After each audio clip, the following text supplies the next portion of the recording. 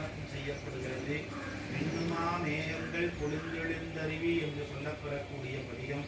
யாரெல்லாம் இந்த இடத்திற்கு வந்து ருத்ரசித்தருடைய அந்த அருளை பெறுகிறார்களோ அவர்கள் எல்லாம் நோய் இல்லாமல் பிணி இல்லாமல் வாழ வேண்டும். எல்லா